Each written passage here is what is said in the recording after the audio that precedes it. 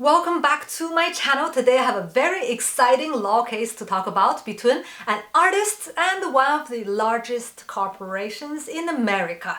Yesterday, the 30th of July 2019, the artist whose name is Julian Rivera filed a law case against Walmart and Ellen DeGeneres. Yes, the Ellen from the famous Ellen talk show, and I think she's probably the most popular and famous talk show host in the whole world. The Ellen Show, I've been following her show on YouTube for a while, and I knew that she launched a clothing brand in 2018 called EV1, which means everyone. Of course, it's together with Walmart. Again, she's giving a lot of generous gifts and prizes, scholarships to people in need, and is always sponsored by Walmart, so I'm not surprised.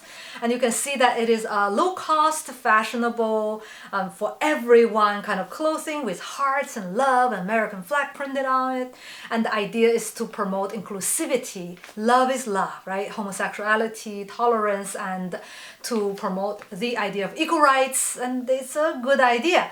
And you can see that the t-shirt love with a heart around it. It's perfect, something that you would wear to the 4th of July parade or to pool parties, and it's just something light, perfect for teenagers and young adults. The artist Julian Rivera believed that this is his copyright, so this is copyright infringement, and that's why he filed the lawsuit against Walmart and Ellen. And I will put these two artworks side by side. You can see the design of Ellen and the design of Julian Rivera. They are very, very similar, but do they have substantial similarities? It's a good question. What do you think? Yes or no? Leave me a comment. Do you think they are extremely similar? Yes. Or do you think they are not, they don't have substantial similarity? No. Leave me a comment. I would love to hear what you think, especially if you're an artist or if you're an IPR lawyer. From the inside, I would like to hear your opinions. I've been working in IPR, and I've also had education in IPR protection, although I'm not a lawyer myself, but from what I see, just by looking at these two images, yes, I think it will fool an average consumer. So the golden standard of copyright infringement is not like a mathematical formula that you calculate how much similarities do they have. No, it's not like a patent or something. It's quite flexible, and it's always case by case. You usually get a group of average consumers, average users, and you let them see the two images side by side and let them see if they are confusing or not, if they can mistake one for another or not. Then if they think that it's very confusing, you have the substantial similarity, which is the golden rule of IPR infringement.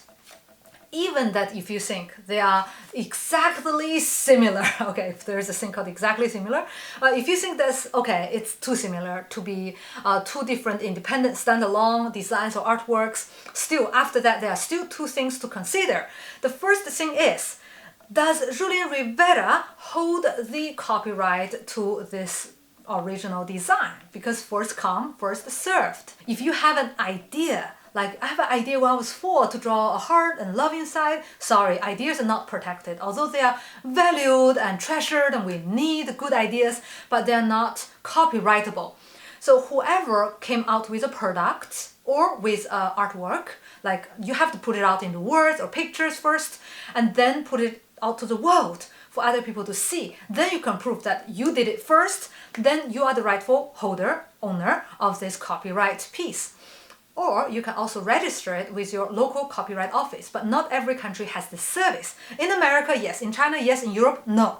We don't have that because we believe that in Europe, if you have an original work of art, then it's already automatically, naturally copyrighted that to you. So you don't need to prove more than that. But still, sometimes it's good to have the proofs when you have a legal conflict like this. Does the Julian Rivera, the artist, have any proofs to show that he had it first?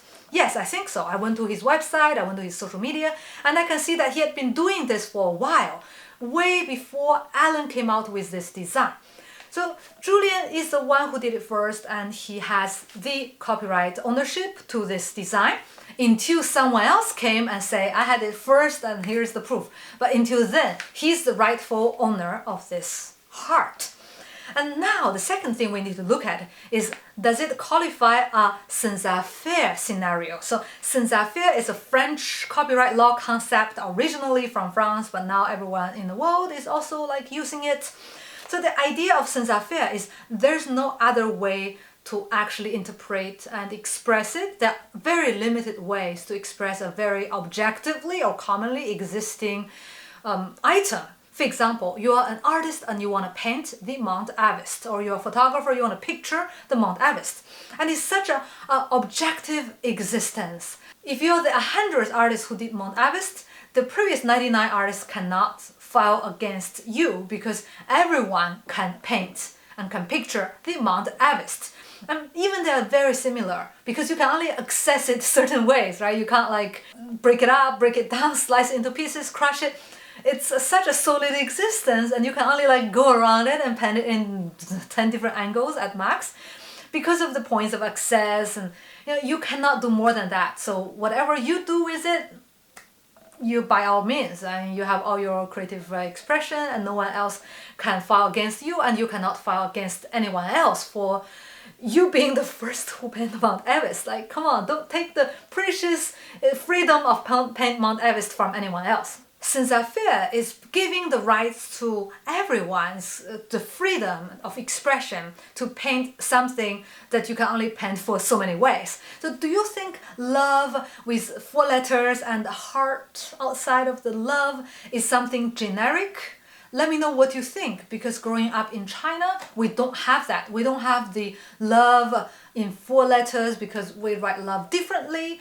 And if you write love like this with a heart, maybe it is something that in your culture that everyone does anyway. Like from the kindergarten kids to high school sweethearts, they would write that and they would do that to be cute, to present it with gifts, to the beloved ones. If you think this is something that everyone else is doing, then it's generic. The concept is sincere because you can only put love in the heart so many ways. And I think that it can also be something so generic that you cannot be protected. I don't really know because I'm not a native to English and I did not grow up in America. I'm not very sure in the cultural space how do you interpret this. I would love to know your opinions.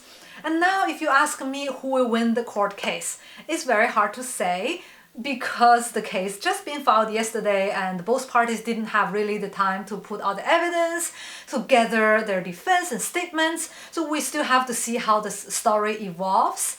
But I think both of them can walk out of this courtroom happy because they shouldn't really fight for the win, because winning is not really the ultimate goal. If Walmart wins, what does Walmart get? Bad publicity. Allen get bad publicity. They will be like the bullies in the legal world, trying to, smash and push around the artists, and is something that is not so noble to do as a big corporation. And if the artist wins, what does he win? He can win the compensation to the contribution of the design, which is a small margin. And guess what? A t-shirt is sold at $5. What kind of margin are you looking at? I don't know, 50 cents? The artist can walk out of the courtroom with 50 cents, and so what? He probably needs more than the 50 cents because his social media shows that he has very little exposure. On his Instagram, you can see he has 1,000 followings, and you have probably more than him. So as an artist struggling to get exposure, to get attention from his customers, and to get the recognition, he needed much more than the 50 cents per t-shirt. I think it is better that they shake hands and make peace, make love together, and just walk out of the courtroom with happy ending, with agreement that they're both happy about. I don't really know what kind of agreement. The artist did say in the statement that he does not want to work with large corporations, but then maybe he can work with Allen because Allen can bring him so much more exposure. If they do shake hands and Allen invites him for the talk show, it can be a lot more exposure. He can get overnight famous, and then with the fame and influence he can get, he can do so much more with his art. I do think that it's the best that they don't really fight for the winning, but fight for reaching an agreement so they can be both happy and we all happy, right? If you are an artist and you think that someone else is infringing your copyright, I do encourage you to fight for your rights and maybe go to the court and hire a lawyer. But always keep in mind that a lot of times winning is not the point, but getting really what you want, getting what you need is far beyond the actual winning, because winning is what? It's just the concept. You can get so much more from making agreement and getting the synergy and the power from others. Thank you very much for watching this video. I will be making more videos on IPR and how to become a successful artist. Make sure you hit the subscription below and click like if you like this video. Thank you very much and see you next time.